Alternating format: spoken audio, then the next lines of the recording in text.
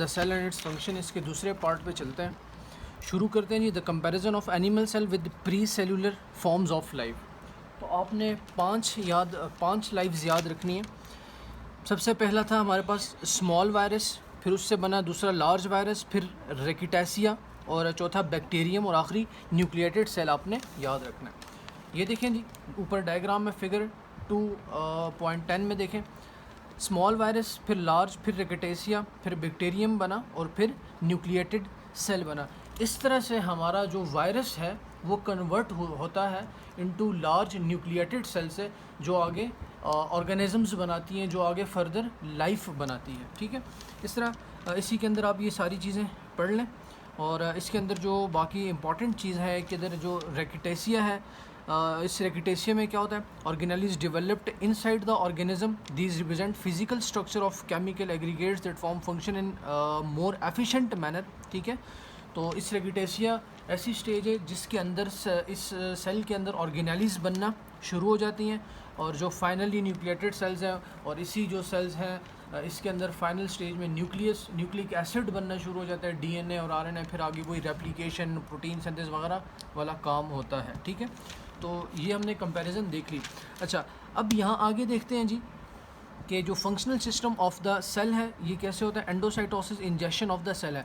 इसके अंदर यहाँ से लेकर यहाँ तक आप एक रीड दे दें, इसके अंदर डिफ्यूजन का जिक्र किया हुआ है और एक्टिव ट्रांसपोर्ट का जिक्र किया हुआ है। अच्छा, अब इसके अंदर ये वाला पैराग्राफ है, इसके अंदर ये जो लिखा हुआ है कि जो लार्ज पार्टिकल्स हैं वो इंटर करते हैं सेल में by the process of phagocytosis, और जो माइन्यूट पार्टिकल्स हैं वो इंटर करते हैं in the cell by the process of pinocytosis. अच्छा, अब हम देखते हैं कि ये पिनोसाइटोसिस का प्रोसेस क्या है और आगे फेगोसाइटोसिस का प्रोसेस क्या है।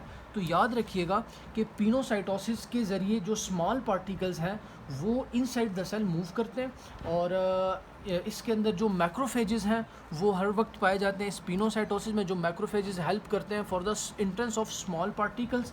ठीक है, और जितने भी प्रोटीन्स हैं, मोस्टली जितने भी आगे सारे पैराग्राफ में लिखा है, मैं आपको एक ओवरव्यू दे रहा हूँ, जितने भी प्रोटीन्स हैं, मोस्टली प्रोटीन्स हैं वो फ्रॉम द पिनोसाइटोसिस सेल के अंदर आते हैं। अच्छा, अब इसके अंदर जो मेन चीज़ है कि about 3% of total macrophages membrane is engulfed. ठीक है, 3% प्रोटीन्स मेम्ब्रेन इनगल्फ होती है by the process of pinocytosis.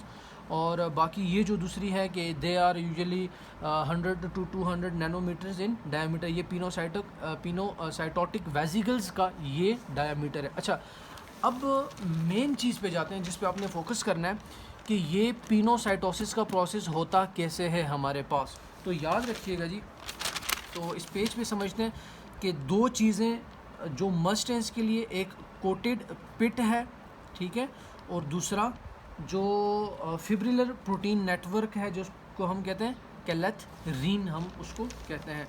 ये देखें, ठीक है, ये चीज़ है, ये हमारे पास है कोटेड पिट, और इसके ये जो प्रोटीन्स हैं इसको हम कहते हैं कैलेथरीन प्रोटीन्स, इसको हम कहते हैं, या इसको हम lattice work of fibrillar protein, जिसको हम कैलेथरीन का नाम देते हैं। अच्छा, अब ये वर्क कैसे करता है, ठीक है, तो आपने चार चीज़ें अब इसकी वर्किंग की याद रखनी है। वर्किंग की आपने चार चीज़ें याद रखनी है। एक जो सब्सटेंस आया था, ठीक है, बाहर से जो जिसने अंदर आना था सेल के, जितने भी वाटरी सब्सटेंस है उसने अंदर आना था, वो सब्सटेंस क्या हुआ कि उसने उस मेम्ब्रेन के साथ अटैचमेंट की, अटैच विद रिसेप्टर। ठीक है, दूसरा क्या हुआ कि इन्वेजिनेशन स्टार्ट हो गई। ये देखें जी, पहले हमारे पास इस तरह का था, फिर इन्वेजिनेशन स्टार्ट हो गई। याद रखिएगा, इस पिनोसाइटोसिस में और जो फेगोसाइटोसिस में यही फ़र्क है। तो इसमें आपने क्या याद रखना है कि मेम्ब्रेन इनवर्ड मूव करना शुरू हो गई। पहले थोड़ी ऐसी थी कैलेथरीन प्रोटीन, फिर इनवर्ड मूव कर दी। तो ये इनवर्ड जो मूवमेंट है इसकी, ये इसने इमेजिनेशन कर दी। और जो तीसरी चीज़ आप याद रखेंगे कि जो कंट्रैक्शन होगी with the help of actin and myosin. ठीक है, with the help of actin and myosin जो हमारे पास क्या होगी, कंट्रैक्शन होगी। ये देखें एक्टिन और मायोसिन ने हेल्प किया और इसको और अंदर इमेजिनेट करके एक वेसिकल की तरह इसको और इमेजिनेट करके कंट्रैक्शन हो गई। तो ये एक्टिन और मायोसिन के ज़रिए होगी। इमेजिनेशन हुई थी तो ये इमेजिनेशन इस तरह और होगी, ये इस तरह से इमेजिनेशन होगी, ठीक है। जिसने अंदर आना था वो अंदर आ गया इस तरह। ये एक्टिन और मायोसिन ने हेल्प कर दी इसको इमेजिनेशन में। और जो चौथा प्रोसेस हमारे पास क्या होता है कि जो ये जो वेसिकल है ये मेम्ब्रेन से डिटैचेस हो जाती है, D attaches vesicles membrane detach, vesicle membrane से डिटैच हो गई। तो ये 4 प्रोसेस आपने अपने माइंड में रखने हैं। तो यही चीज़ इसके अंदर डिस्कस हुई हुई है। इस कैलेथ्रीन से आपने नहीं डरना, ठीक है। ये lattice work of fibrillar protein है जो हेल्प करता है, जो बाइंड करता है वो जो एक्सटर्नल जो मटेरियल है बॉडी सब्सटेंस है जिसने इनसाइड द सेल मूव करने जो स्मॉलर पार्टिकल जो कैलेथ्रीन उसकी बाइंडिंग में हेल्प करता है। फिर उसके बाद जितने भी इन्वेजिनेशन स्टार्ट होगी, ठीक है। इन्वेजिनेशन के बाद ये एक्टिन और मायोसिन कंट्रैक्शन कर दी और इसी तरह ये पिनोसाइटोसिस का प्रोसेस हो गया। हमारे पास जितने भी वाटरी सब्सटेंसेस हैं वो इनसाइड मूव करते हैं।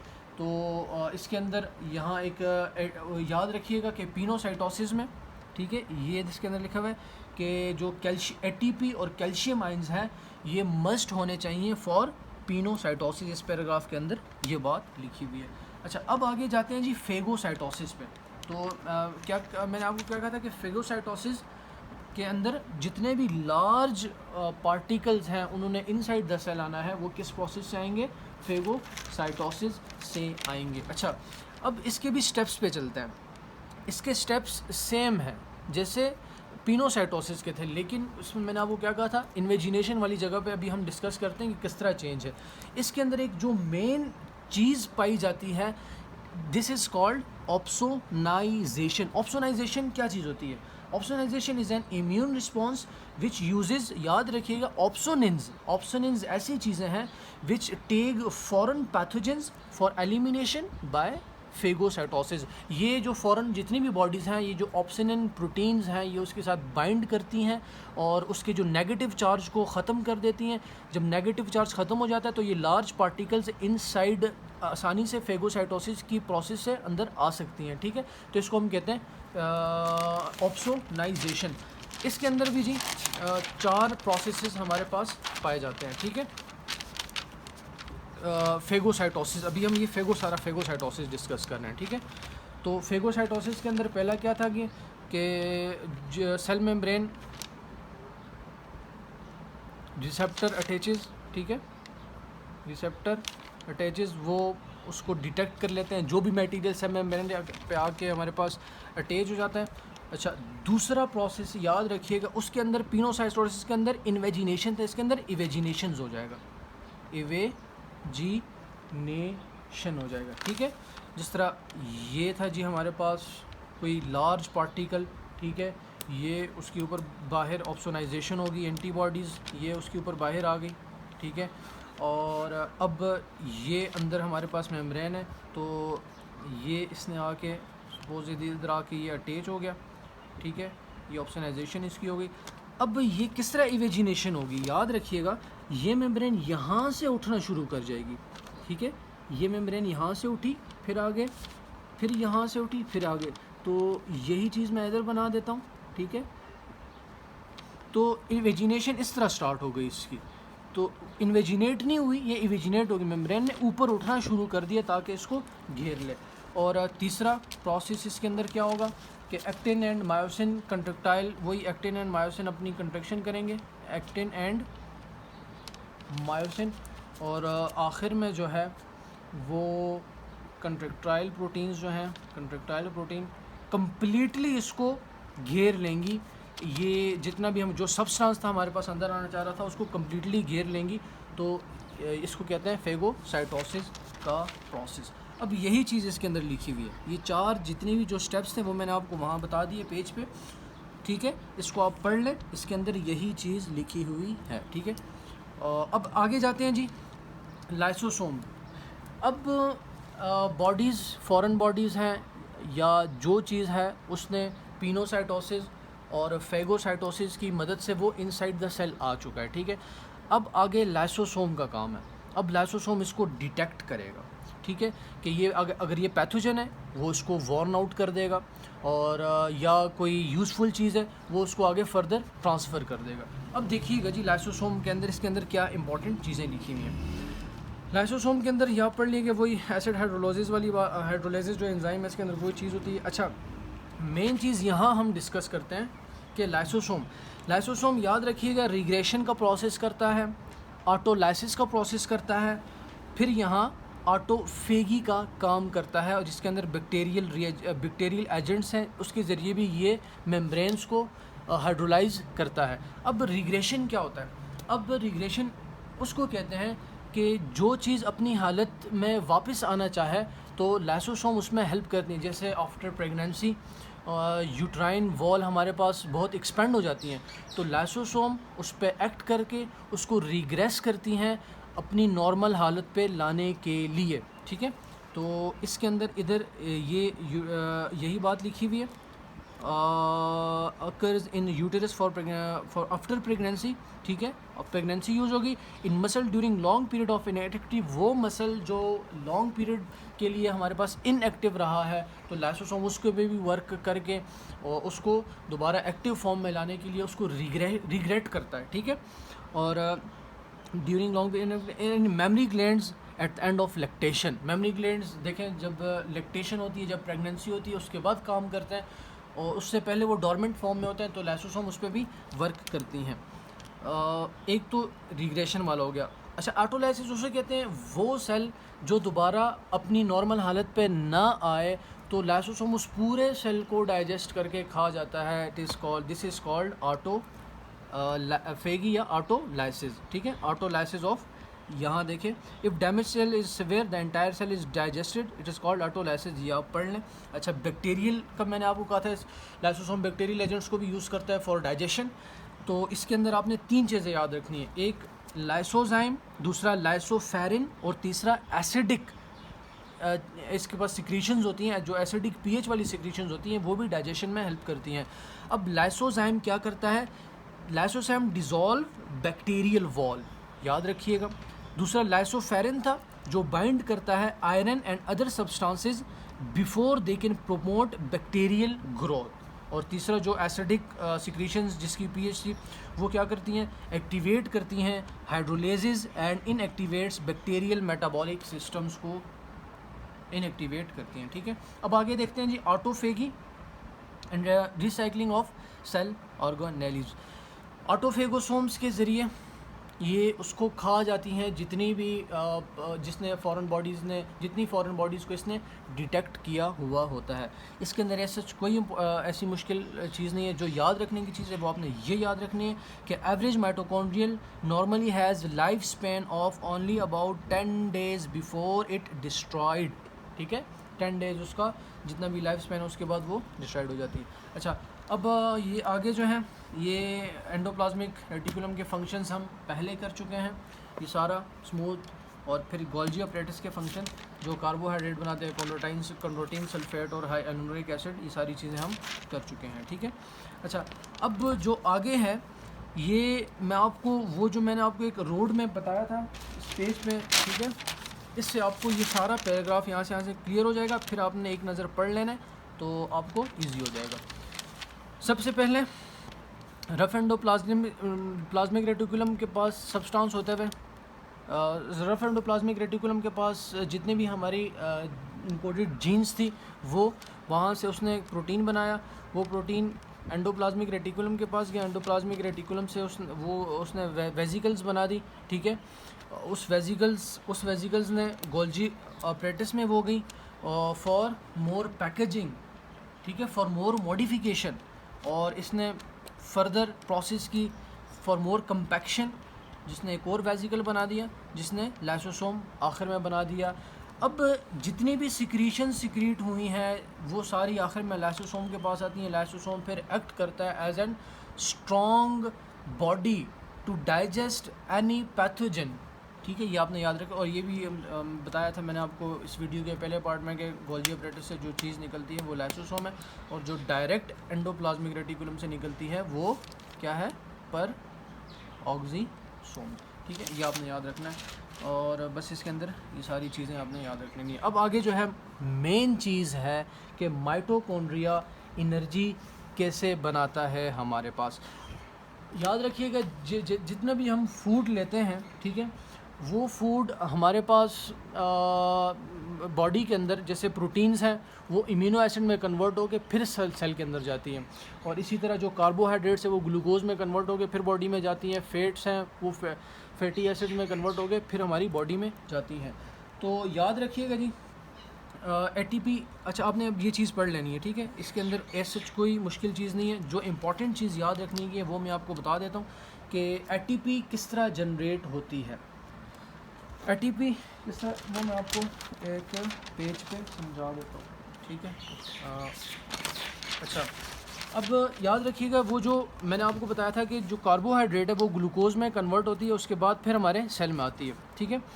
वही जो ग्लूकोज है इन अ सेल है, ठीक है, वो जो माइटोकॉन्ड्रिया के पास आ गई, ठीक है, फिर यहाँ ग्लाइकोलिसिस का प्रोसेस हुआ, ठीक है, और आखिर में किस में चेंज हो गई, इसका एंड प्रोडक्ट हमने पढ़ा था पायरुविक एसिड में।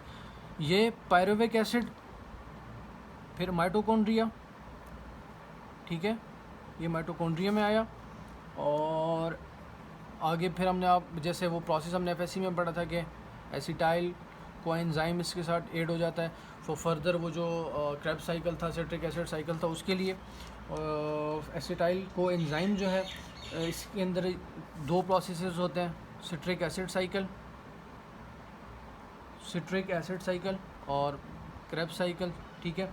अच्छा, यहाँ से याद रखिएगा मेन पॉइंट जो माइटोकॉन्ड्रिया के अंदर होता है, यही एसिटाइल कोएंजाइम दो चीज़ों में कन्वर्ट हो जाता है, एक हाइड्रोजन और दूसरा कार्बन डाइऑक्साइड। ये कार्बन डाइऑक्साइड तो डिफ्यूज़ हो जाता है, ठीक है, ये एक्सक्रीट हो जाता है, ठीक है।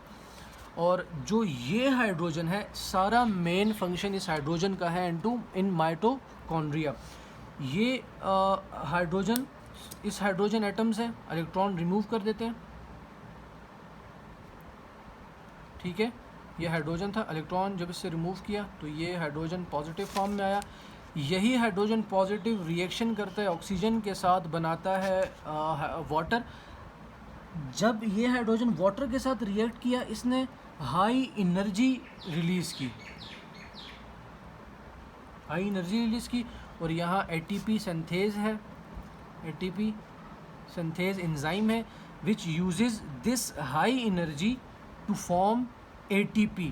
तो वो डाइफॉस्फेट था, प्लस ये जो हाई एनर्जी है ये in form of inorganic phosphate होती है, तो ये आगे हमारे पास ATP बनाती है, और यही ATP फिर सारी मेटाबॉलिक एक्टिविटीज़ में यूज़ होती है। और यहाँ जो इम्पॉर्टेंट बात लिखी है कि about 95% of cell ATP formation occurs in mitochondria. ये आगे देखें जी, एसिटाइल कोएंजाइम एक ही बात आ गई, ये फिर citric acid cycle, Krebs cycle, वही हाइड्रोजन एटम, वही कार्बन डाइऑक्साइड की बात आ गई, वही हाइड्रोजन ने कंबाइन किया ऑक्सीजन के साथ, फिर कंबाइन करके this combination a tremendous amount of energy, ठीक है, ये सारा प्रोसेस इसके अंदर लिखा हुआ है, tremendous amount of energy release हो गई, और फिर वो सारी चीज़ें ATP बन गई। ये सारी मेटाबॉलिक प्रोसेस में यही ATP यूज़ होती है, और इसी तरह के ATP को बनने को हम chemo osmotic mechanism of ATP formation कहते हैं, ठीक है। और एक और चीज़ जो याद रखने की इसके अंदर है कि under physical and chemical condition of the body each of this high energy bonds contain about 1200 calories of energy पर मोल ऑफ ATP। ये याद रखने की चीज़ है, बाकी एज सच कुछ इंपॉर्टेंट नहीं है, एक नज़र रीड दे दें आपको इजीली क्लिक हो जाएगी, ये बात है।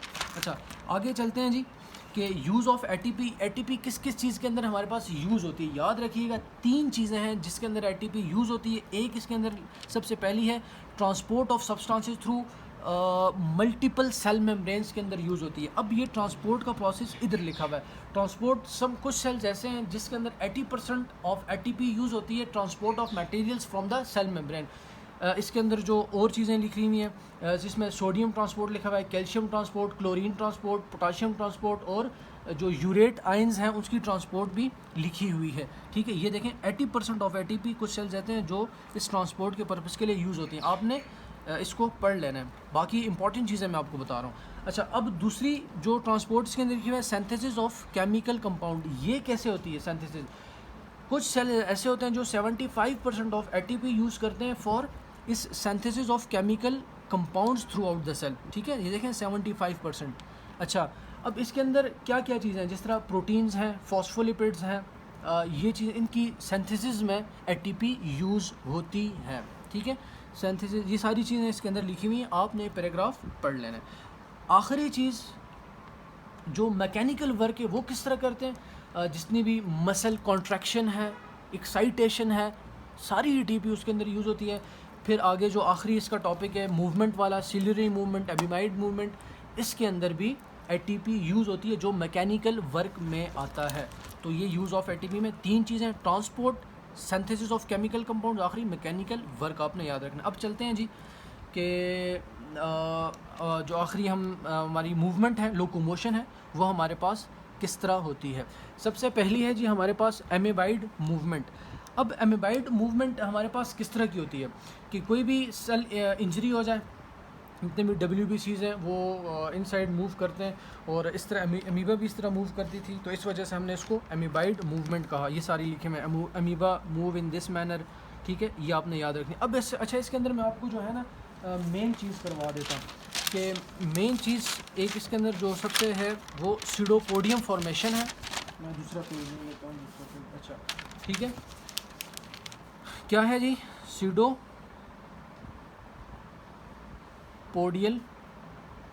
फॉर्मेशन है, और दूसरा मेम्ब्रेन इसकी इंक्रीज़ कर जाती है।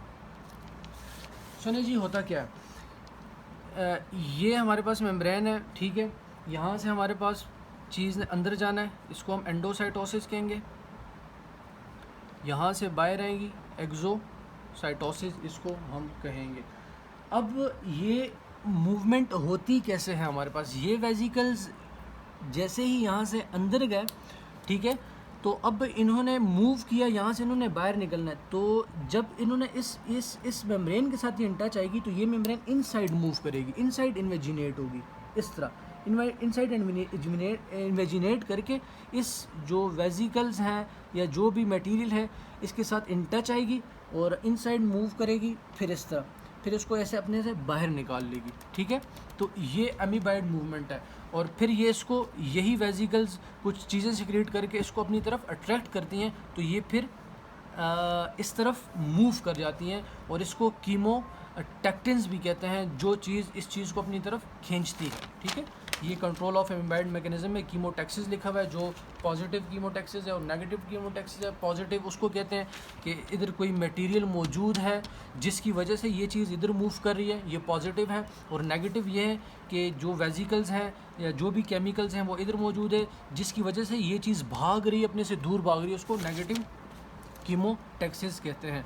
और बाकी एमीबाइड मूवमेंट को आपने देख लेना है एज सच, इसके अंदर कुछ चीज़ मुश्किल भी नहीं है, सब चीज़ आसान है। कौन कौन से सेल्स एमीबाइड मूवमेंट देते हैं आपने याद रखना है कि फिब्रोब्लास्ट सेल्स हैं, जितने भी एम्ब्रियो सेल्स हैं और जितने भी WBCs हैं वो हमारे पास एमीबाइड मूवमेंट देते हैं हमारे पास, और इसी तरह जितने भी जर्मिनल स्किन सेल्स हैं वो भी हमारे पास एमीबाइड मूवमेंट देते हैं। ये सारी चीज़ें इसके अंदर लिखी हुई हैं, आपने एक नज़र देख लेना है तो सारी चीज़ें आपको क्लियर हो जाएंगी। अब आगे चलते हैं, दूसरी सिलियरी मोशन है। सिलियरी मोशन जो हमारे पास विप लाइक मोशन होती है, रिस्पायरेटरी एयरवेज में पाई जाती है, और जितनी भी यूट्राइन ट्यूब है उसके अंदर जितनी भी मोशंस होती हैं वो सिलियरी मोशन होती हैं। अब सीलिया के बारे में इन्होंने इधर बयान किया हुआ है, ये सारा ऊपर तो ये चीज़ें बयान कर दी, अब नीचे जो है ना सारा सीलिया के बारे में बयान किया हुआ है। सीलिया 2 to 4 माइक्रोमीटर इन डायमीटर होता है, ठीक है, और बाकी ये सारी चीज़ें जो हैं 11 माइक्रोट्यूब्यूल्स, वो जो एक्सोनीम वाली बात थी, FAC वाली सारी बेसिक चीज़ है, ठीक है, वो आपने याद रखनी। अच्छा, अब जो फ्लैजेला ऑफ स्पर्म है वो भी सिलियरी मूवमेंट देता है, ठीक है, लेकिन डिफरेंट है, दो चीज़ें इधर डिफरेंस बयान की हुई इस आखिर में, यहाँ आपने कंफ्यूज नहीं होना, यहाँ डिफरेंसेस बयान हुए हैं, ठीक है। जो फ्लैजेला है उसकी लेंथ ज़्यादा होती है और जो सीलिया है उसकी कम होती है। और याद रखिएगा सीलिया विप लाइक मूवमेंट करती है और फ्लेजिला जो है वो कॉनिसॉइडल वेव्स मूवमेंट देती है instead of whip like movement. ये चीज़ आपने यहाँ याद रखनी है। और बाकी cilium moves forward with sudden rapid whip like stroke of 10 to 20 times पर सेकेंड, ये सीलियम की मूवमेंट है। बाकी ये जो फास्ट फॉरवर्ड स्ट्रोक है इजी, बिल्कुल इजी चीज़ें, इसको आपने देख लेना है। और आखिर में मैकेनिज़्म ऑफ सीलियरी मूवमेंट है, जैसे मैंने आपको कहा था एफएसी वाली चीज़ है, वही माइक्रोट्यूब्यूल्स हैं, वही एक्सोनीम हमारे पास बनती है। टोटल जो 11 हैं, ये पहले 9 राउंड सर्कल में बना देती हैं, 2 मिड में आ जाती हैं, ये एक्सोनीम है। और याद रखिएगा कि जो एक्सोनीम है उसके अंदर डायनिन और काइनिन प्रोटीन्स का जिक्र है। इस जगह पे डायनिन और काइनिन प्रोटीन्स का जिक्र है। ये सारी चीज़ें सीलियरी मूवमेंट में हेल्प करती हैं। और यहाँ आखिर में ये जो पॉलीसिस्टिक किडनी डिजीज़ है ये किस वजह से होती है कि defects in signalling of primary cilia in renal tubular epithelial cells में जब डिफेक्ट आ जाता है, जब signalling primary cilia renal tubule में सिग्नलिंग सही से नहीं होती, तो कौन सी डिजीज़ कॉज होती है? पॉलीसिस्टिक किडनी डिजीज़ कॉज होती है।